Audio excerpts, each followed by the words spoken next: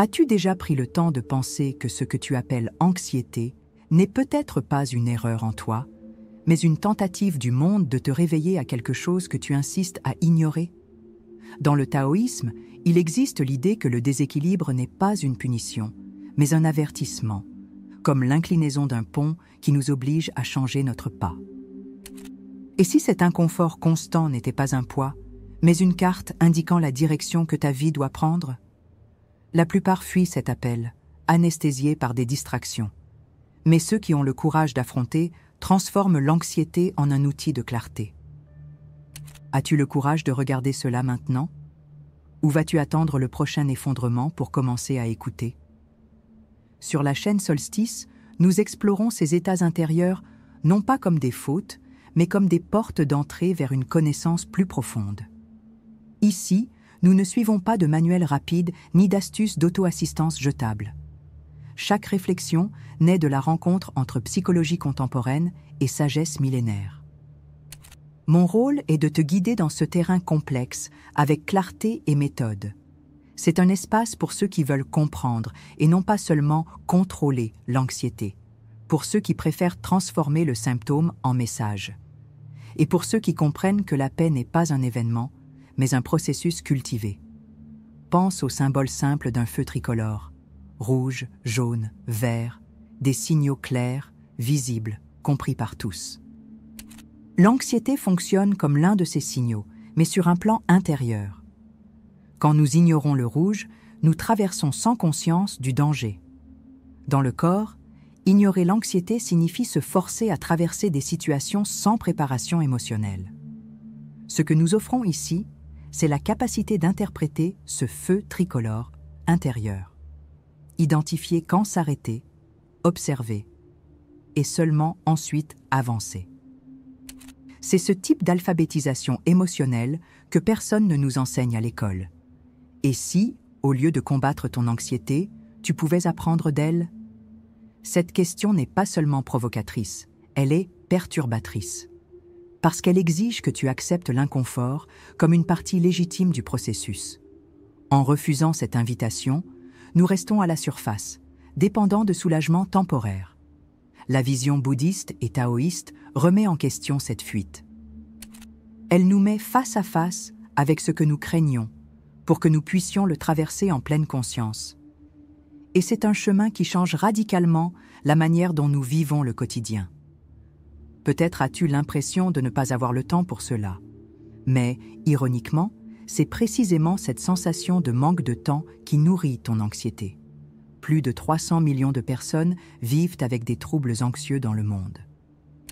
Ce n'est pas un problème lointain. Il est statistiquement probable qu'il soit dans ta maison, dans ton corps, maintenant. Attendre le bon moment, c'est repousser une rencontre inévitable. Et chaque jour qui passe sans compréhension est un jour de plus prisonnier d'un schéma invisible. Le contenu de cette vidéo a été créé pour ceux qui en ont assez des solutions superficielles, pour ceux qui comprennent qu'ignorer le problème n'est plus une option, et pour ceux qui sentent qu'il existe un sens plus profond, mais qui n'ont pas encore trouvé la langue pour le décrire. La philosophie bouddhiste et le taoïsme offrent des cartes précises pour ce voyage.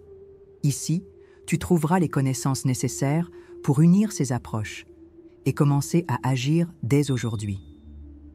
Si cette conversation a déjà éveillé quelque chose en toi, n'attends pas. Abonne-toi à la chaîne Solstice pour continuer à explorer ces idées et approfondir ta compréhension de l'anxiété. Laisse ton like si tu sens que cette réflexion a résonné avec ton expérience. Ainsi, tu maintiens ce dialogue vivant et tu accèdes à de futurs contenus qui approfondiront cette transformation. Parce que ce que tu ignores de ton esprit peut continuer à décider pour toi. Et c'est maintenant le moment de changer cette relation. En 1957, lors d'une conférence à l'université d'Oxford, le philosophe Alan Watts raconta l'histoire d'un moine zen qui traversait un vieux pont au Japon.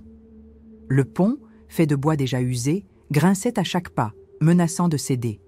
Le moine n'accélérait pas, ne regardait pas en bas. Il se contentait de marcher, en respirant profondément. Ceux qui observaient ressentaient un malaise presque physique, comme s'ils étaient à sa place. À chaque craquement du bois, grandissait la sensation que quelque chose de grave pouvait arriver. Mais le moine ne s'arrêtait pas. Et cela intriguait tous les présents. Cette scène, en apparence simple, révèle beaucoup sur la façon dont nous réagissons aux risques.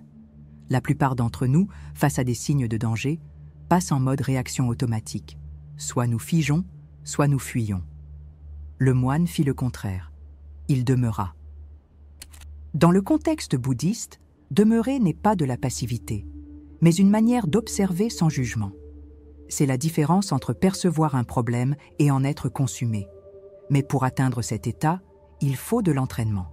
Et, pour ceux qui ne l'ont pas, l'anxiété devient un pont qui semble s'effondrer à chaque pas. La tension de cette histoire ne réside pas dans le risque réel que le pont tombe, mais dans le risque psychologique que nous projetons. Dans la vie, beaucoup de ponts ne cèdent jamais, mais notre corps réagit comme si la fin était certaine. Ce schéma d'anticipation constante épuise l'esprit et le corps. Si nous n'apprenons pas à y faire face, nous commençons à éviter des chemins entiers simplement pour ne pas ressentir de malaise. Et ainsi, peu à peu, notre vie rétrécit. Le moine, au contraire, ne recula pas, et c'est précisément cela que nous devons réapprendre. Imaginez maintenant que ce moine soit vous, mais sans l'entraînement mental pour soutenir le calme. Chaque craquement du bois se transformerait en panique. Le cœur s'accélérerait, la respiration se ferait courte, et l'esprit chercherait désespérément une issue. C'est l'expérience quotidienne de millions de personnes. Vivre comme si chaque pas était une menace imminente.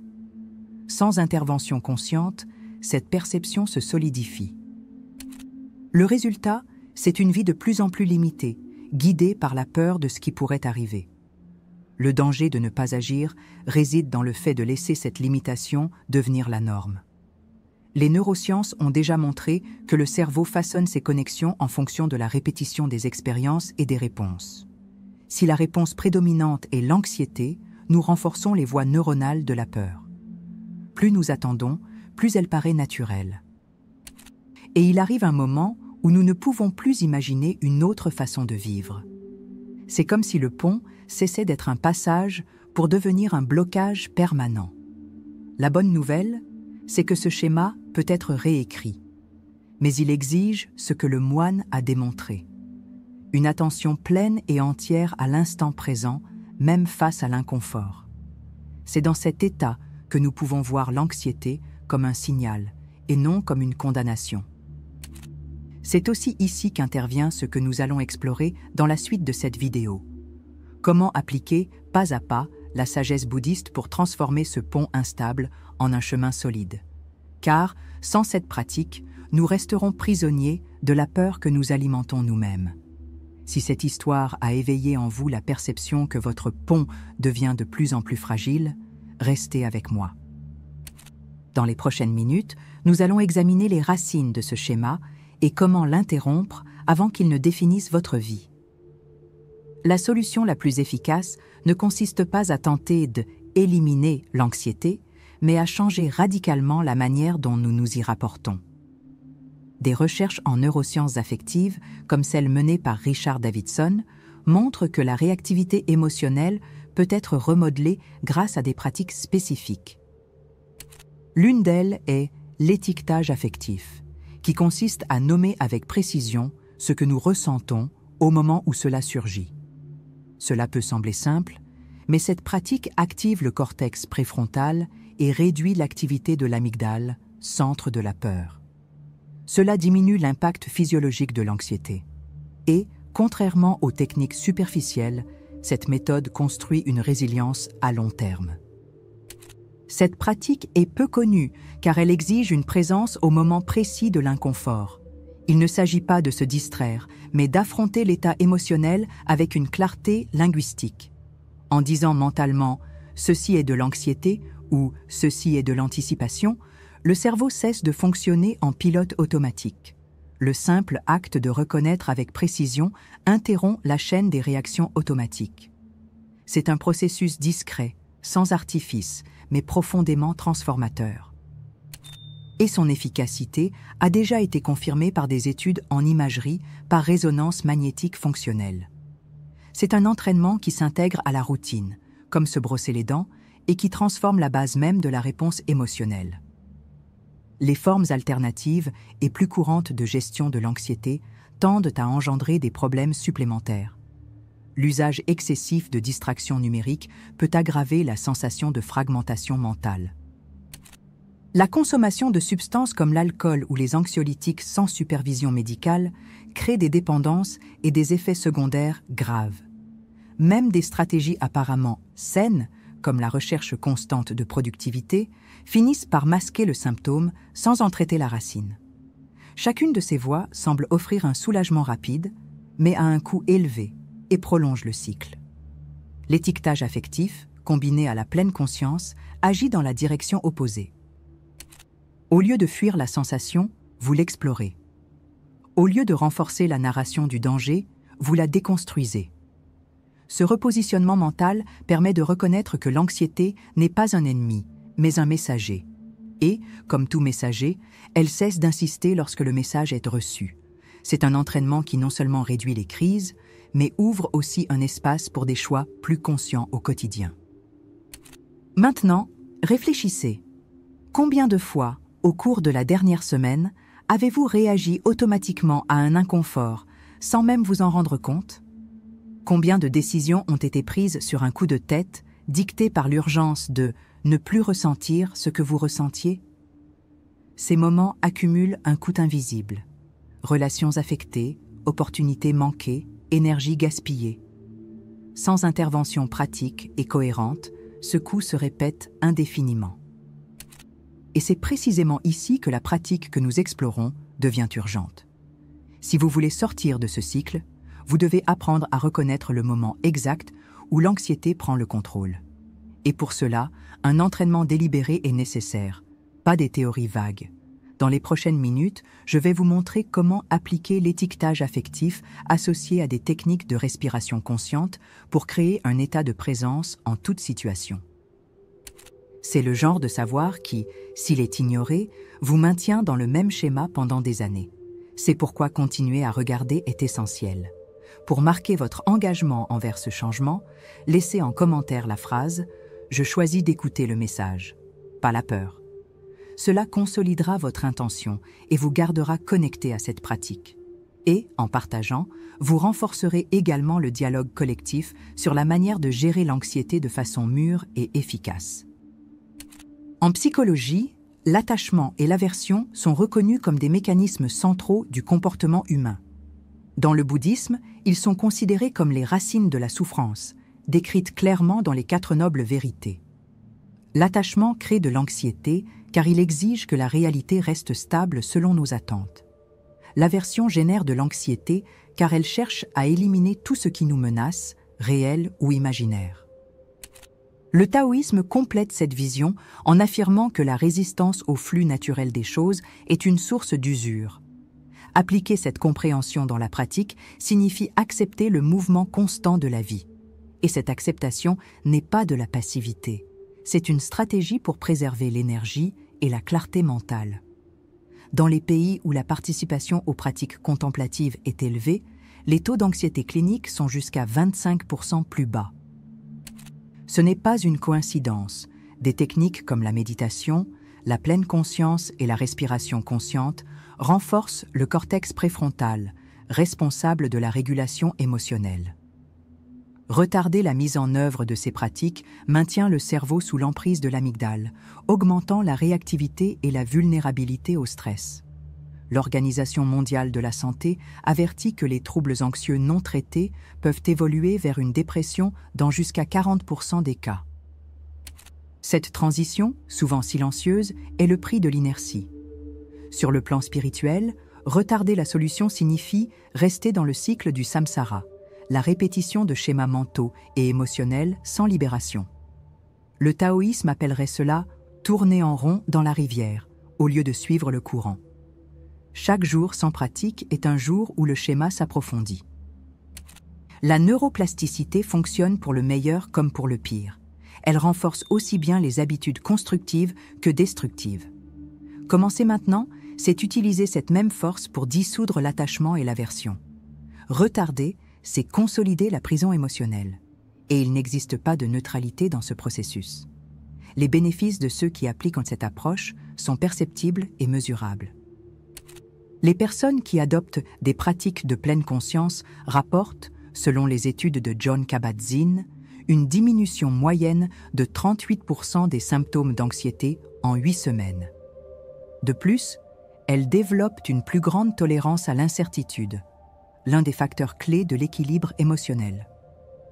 Sur le plan spirituel, ces individus témoignent d'un sentiment de légèreté et de liberté, même face à des situations difficiles.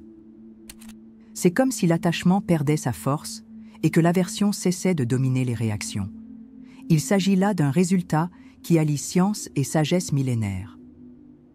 Pendant ce temps, ceux qui retardent la pratique restent prisonniers de la même narration. « Je n'ai pas le temps, ce n'est pas pour moi, ça ne marchera pas ». Ces pensées sont, paradoxalement, des expressions directes de l'attachement et de l'aversion. Et plus elles sont nourries, plus il devient difficile de rompre le cycle. La douleur de l'inertie n'est pas seulement émotionnelle, elle affecte la santé physique, les relations et même les décisions professionnelles. Le coût n'est pas seulement la souffrance actuelle, mais aussi la perte accumulée d'opportunités de croissance. Il y a ceux qui récoltent déjà les bénéfices. Des élèves et pratiquants qui ont commencé il y a quelques mois rapportent non seulement moins de crises, mais aussi plus de clarté dans des décisions importantes. Certains ont repris des projets qu'ils avaient abandonnés par peur. D'autres ont amélioré des relations autrefois marquées par une tension constante. Ces exemples ne sont pas des exceptions. Ils montrent ce qui est possible lorsque la pratique devient une priorité. Chacune de ces histoires est un rappel silencieux que commencer tôt fait une réelle différence. Si vous retardez, le schéma continuera à décider pour vous. Mais si vous commencez maintenant, la transformation débute dès le premier exercice. C'est un choix entre rester dans le même cycle ou prendre le contrôle de votre propre esprit. Cha Ta. Dans le Tao Te Ching, Laozi demande « Peux-tu attendre que ta boue se dépose et que l'eau devienne claire ?» Ce n'est pas seulement une métaphore, mais une provocation directe à notre habitude de réagir avant de comprendre. Tout au long de ce parcours, nous avons vu que l'anxiété n'est pas l'ennemi, mais un messager qui demande à être écouté. Nous avons appris que l'attachement et l'aversion façonnent notre expérience de manière invisible, et que la pleine conscience est la clé pour dissoudre leurs forces. La véritable pratique commence lorsque nous cessons de chercher des solutions rapides et choisissons d'observer. C'est le point où le silence devient instructeur et où la clarté commence à naître. Le bénéfice d'avoir suivi ce chemin jusqu'ici réside dans la conscience qui accompagne désormais chaque sensation. Ce n'est plus seulement un malaise diffus, c'est quelque chose de nommé, reconnu et compris. Ce changement de perspective est déjà, en soi, une victoire. Car, comme le disait Shunryu Suzuki, dans l'esprit du débutant, il y a de nombreuses possibilités. Dans celui de l'expert, peu. En restant débutant face à votre propre anxiété, vous ouvrez un espace pour des réponses qui n'existaient pas auparavant. Et cet espace est celui où la souffrance se transforme en clairvoyance. Pourtant, il n'y a pas de conclusion définitive à offrir. Le zen nous rappelle que toute conclusion n'est que le début d'une autre question. Ce que nous partageons ici n'est pas un point d'arrivée, mais un point de départ plus conscient. L'anxiété reviendra, mais vous aurez désormais des outils et une nouvelle posture pour l'accueillir.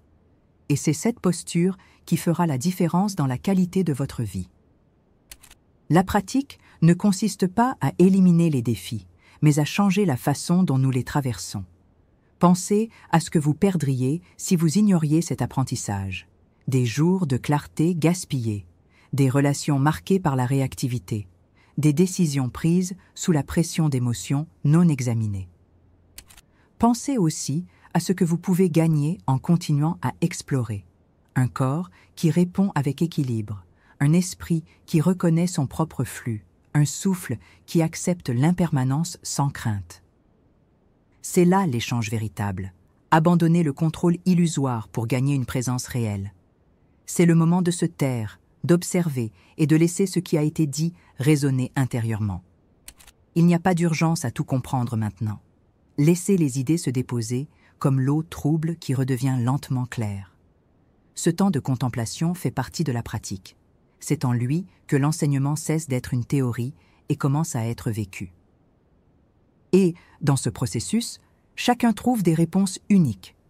Si quelque chose ici vous a touché, laissez cette sensation se transformer en action. Partagez dans les commentaires un moment où vous avez perçu l'anxiété comme une messagère et non comme une ennemie. En échangeant nos expériences, nous entretenons le réseau de conscience que nous construisons. Chaque témoignage est un rappel que nous ne marchons pas seuls et que la transformation de l'un peut inspirer celle de beaucoup d'autres. Le voyage ne s'arrête pas ici, et c'est peut-être là le plus grand enseignement. Il y a toujours plus de couches à explorer, plus de silence à écouter, plus de présence à cultiver. Continuer est un choix qui se renouvelle chaque jour, car, comme dans le Tao, le chemin se fait en marchant, et chaque pas conscient est déjà une destination en soi.